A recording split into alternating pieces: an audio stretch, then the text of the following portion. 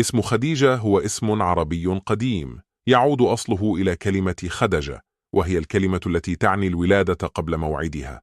لكن العرب في الماضي لم ينظروا إلى هذا المعنى بنظرة سلبية، بل كانوا يرون أن الفتاة التي تولد قبل أوانها تحمل معها البركة وتتميز بالرقة والقرب من القلوب. ومع مرور الزمن أصبح اسم خديجة اسما ذا قيمة كبيرة ومكانة محترمة في المجتمع العربي، وقد انتشر الاسم في العالم كله لأنه ارتبط بامرأة عظيمة في التاريخ، السيدة خديجة بنت خويلد رضي الله عنها. كانت أول من آمن بالرسول صلى الله عليه وسلم، وكانت سنده وطمأنينته وأقرب الناس إلى قلبه. كانت امرأة حكيمة عاقلة قوية الشخصية وناجحة في تجارتها، ولهذا أصبح اسم خديجة رمزا للقوة والنبل والحكمة والاحترام. واليوم حين نسمع اسم خديجة نتخيل امرأة رزينة وهادئة طيبة القلب، تعرف كيف تتعامل مع المواقف وتمنح من حولها شعورا بالأمان.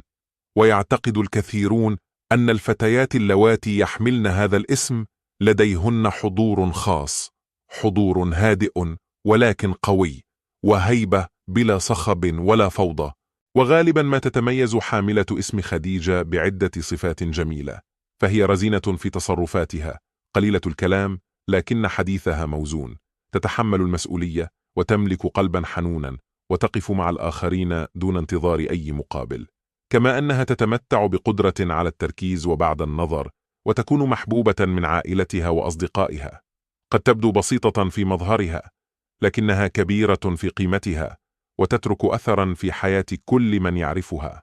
ويبقى اسم خديجة واحدا من الأسماء التي ما زالت محبوبة في العالم العربي حتى اليوم، فالناس يفضلونه لأنه يحمل معاني الوقار والأصالة والإيمان.